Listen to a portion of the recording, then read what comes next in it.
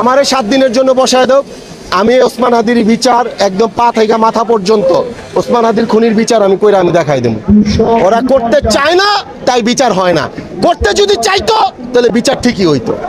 আমি বলি এটাও আরেকটা নাম না ধরে বলি, এটাও আরেকটা মাকাল ফল বলছে যে 90 দিনের মধ্যে। আরে বেটা আমি তো মানে যে এই কথাটা বলছে যে এই যে পুরা সেন্টিমেন্ট হয়ে গেছে।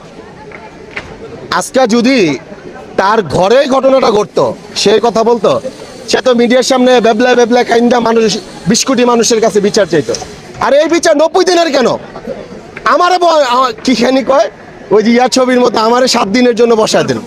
হ্যাঁ, এই অধিকার তো বাংলাদেশের নাগরিক হিসেবে আমার আছে। আমারে 7 দিনের জন্য বসায় দাও। আমি ওসমান হাদির বিচার একদম পা থেকে মাথা পর্যন্ত ওসমান হাদির খুনির বিচার আমি কইরা আমি দেখাই দেব। ওরা করতে চায় না তাই বিচার হয় না, করতে যদি চাইতো তাহলে বিচার ঠিকই হইতো। আজকে আরে আমার মা আমি অসুস্থ হলে কান্না করে না, ওসমান হাদির জন্য থেতলায় থেতলায় কাঁদছে। আমার কথা জানা যায় যা, আমার মা আমার গলা ধাক্কা দিয়ে বের করে আমার কাছে জানা যায় যা। শুধু আমার মা না, বাংলাদেশের 20 কোটি মানুষের মধ্যে প্রত্যেকটা নারী মা সবাই বলছে যে ওসমান হাদির বিচার কে কানতে দেয়। আমি যখন লাশের কথাটা শুনছি আমি থেতলায় থেতলায় কানতে কানতে আমি মানে অস্থির হয়ে গেছি যে ঘটনাটা করলো কি, এমন একটা ছেলেরে, এমন একটা বিপ্লবী ছেলেরে শেষ করে দিল। আরে এই তো আর কি, ছেড়ে দাও আর কি।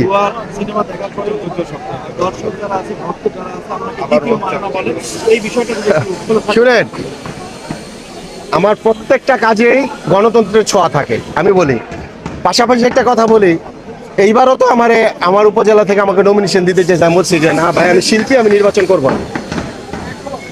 এই যে আসিয়া হত্যা জানেন না আপনারা যারা আমার গোয়ার ছবিটা দেখছেন, গোয়ার ছবির মধ্যে এই আসিয়া হত্যা ঢুকছে না।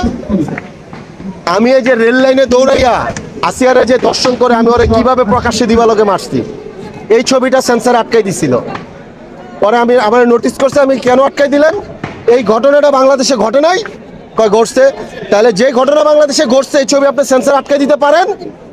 কয় আমারে বলতেছে যে না, এটা সেন্সার দিলে এখন দেশ অবস্থা।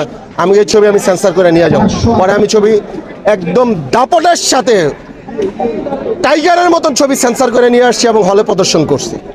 এই যে সেন্সার বোর্ডেও কিছু অথর্ব লোক বসে আছে, সেন্সার বোর্ডের যিনি কি জানি না, সেন্সার বোর্ডের জিজি মহোদয় আব্দুর রহমান সাহেব, উনি খুবই ভালো মানুষ, কিন্তু ওনার আসে কিছু শাখা প্রশাখা আছে যে আমাদের বাংলা চলচ্চিত্রকে বিরক্ত করছে, ডিস্টার্ব করছে।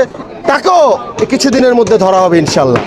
একদম পরিষ্কার পরিচ্ছন্নভাবে আদর্শ নিয়ে গণতন্ত্রকে হাতে হাত রেখে যে চলতে পারবে সেই এই দেশের মাটিতে চলবে। আনারে চাটুকারি কইরা, দালালি কইরা, পা চাটামি কইরা কেউ বাংলার মাটিতে চলতে পারবে না। ভালো হয়েছে তুমি ওয়েলকাম, আসো আমাদের সাথে কাজ করো, আমরা মিলেমিশে কাজ করবো। আর তুমি ভালো না, হারামিপনা করবা, মেয়ের ইজ্জত লুণ্ঠন করবা, ধর্ষণ করবা, সিনেমার নায়িকা বানাইবা কইয়া তুমি চিপাইলে যাইবা, এডি হইব না। সাবধান হয়ে যাও তোমরা সবাই, বলে দিলাম। আপনার কমন যে ভাইয়া আপনাকে যে হত্যার হুমকি দিছে, ওই বাঞ্চো তুই সামনে আয়, তোর হত্যার হুমকি তোরে দেখায় দিমুনি। তুই কে আর আমরা কে? হত্যার হুমকি তো দেখাও, হত্যার হুমকিটা সামনে আয় না, আমার সামনে আয়।